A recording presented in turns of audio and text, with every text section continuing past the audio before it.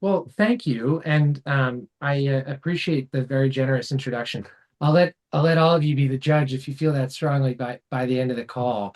But I it's a privilege to be here tonight. I mean it when I say that, and I so enjoy this aspect of running for office because at the end of the day, this to serve is a privilege and it's an honor. Um, and I think as I've thought about all of this, I take it back to the basics for me, which is first, I want to thank each and every one of you for being here, taking the time out of your day on what I'm sure is a busy run up to the holidays to spend a little bit of time with me to better inform your choice and think about who it is that you want to be your voice in Washington. So as much as Sal was very generous to heap praise on me for my service, this is the incredibly important, dedicated work of democracy that you all are showing commitment for, and I'm proud to be, albeit virtually, but in the room with you as we all practice this. Yeah. Um, so who am I? Who's this guy on your screen tonight? Um, so as Sal mentioned, I'm Zach Beecher. Had a privilege to talk about my mother, Margaret Petaluga. And I grew up in a house that was completely oriented around service. Talked a little bit about what my mom has done and does. My father was a police officer for 36 and a half years, retired as a chief of police in Mount Olive Township in Morris County. And so you can say that service was quite literally the talk of the table growing up, talking about the challenges that face families like ours, talking about the solutions that we could bring to others in order to meaningfully move the needle and enable us to live more comfortably as a community and find that safety in one another was the focus of the day, every day for me growing up. And as the grandson of Marines and grandson of an Irish immigrant to this country, I never really felt too untethered from the idea that it is a privilege to be part of this grand national experiment and ultimately to have a chance and a role to serve and to play a role in solving folks' challenges. I took that mentality, that motivation, and I was lucky enough, or I like to joke that every admissions counselor has a bad day. I was lucky enough to have one at Princeton have a bad day with me. Went there on a ROTC scholarship, um, and then commissioned onto active duty in on graduation day. The Army had a double sense of humor. They gave me a good long senior summer of about 4 days to report down to my first duty assignment. And then they also heard that I had a fear of heights and sent me to the 82nd Airborne Division to be a paratrooper.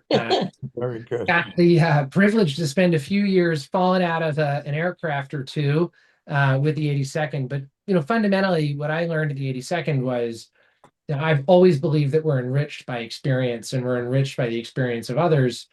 Going to the 82nd, I had a chance to serve with folks of every sexual orientation, every background, every income, every, frankly, folks who were immigrating to this country who wanted to become Americans via their service, or folks who had been here since before America was a country. And those pieces to me help me recognize, not just in a book, but in living color, the dynamic of how far and how incredible this country is when we remember that we are on the same team.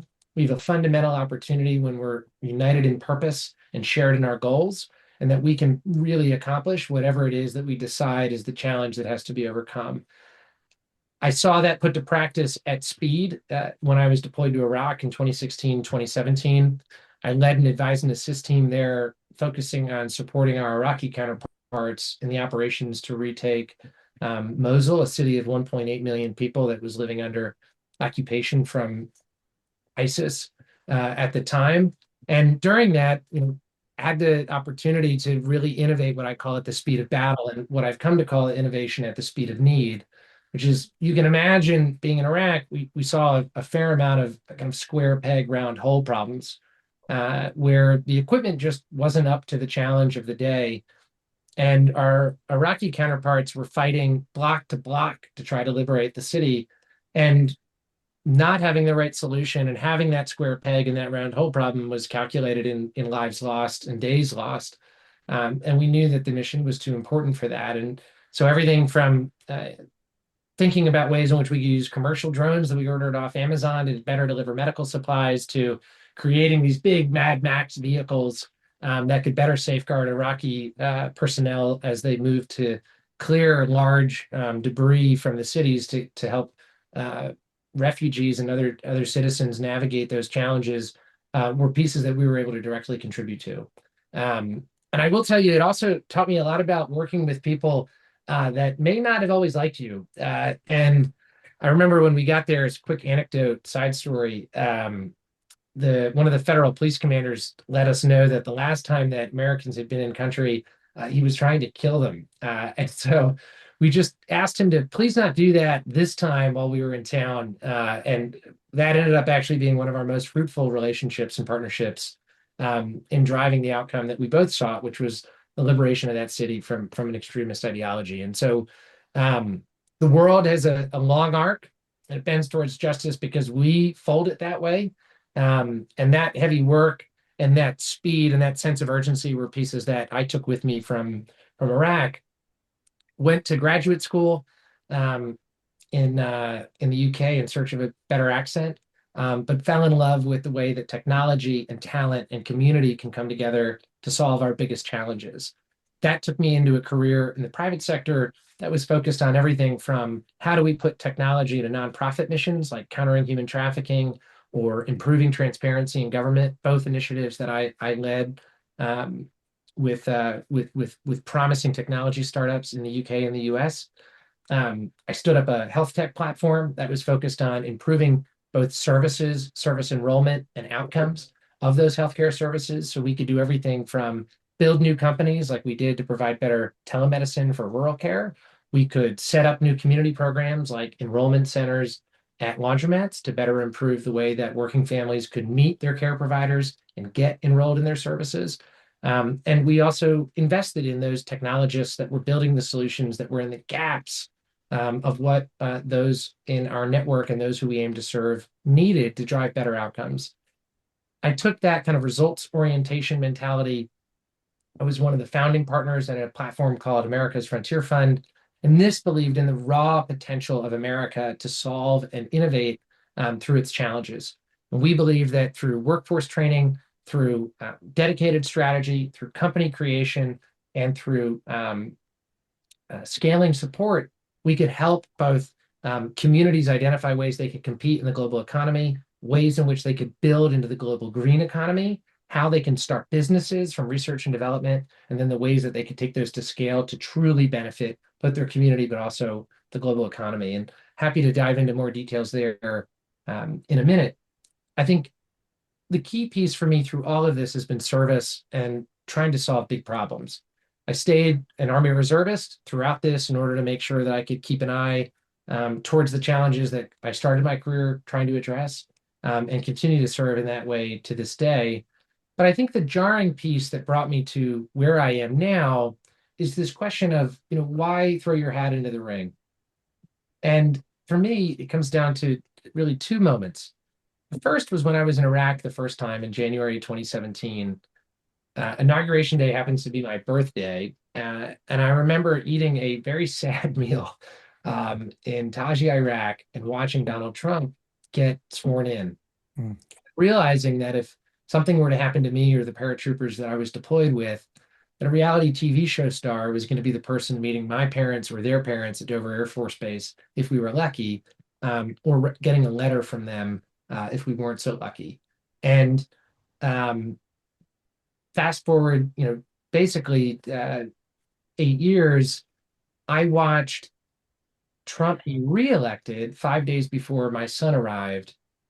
And at that time, I knew that that onslaught that we had faced in 2017 was going to be different in 2025. And it was. I mean, we have all seen it. The topics that I focus on in our platform come down to both of those, which is that we face an affordability and an accountability crisis in this country.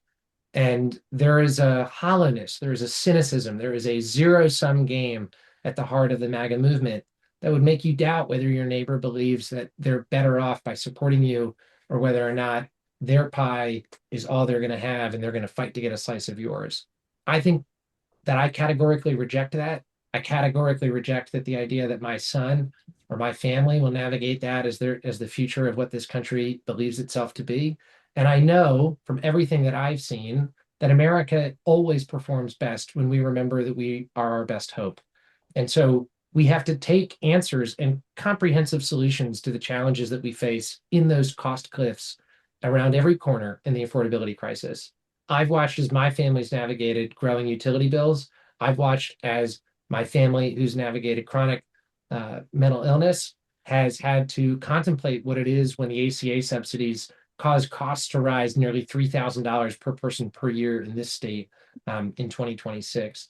I've watched the accountability crisis as my dad, a police officer, contemplated what it meant for the president to pardon the January 6th insurrectionists. I've watched as veterans who were wounded during the Trump administration in Afghanistan, a good friend of mine who is now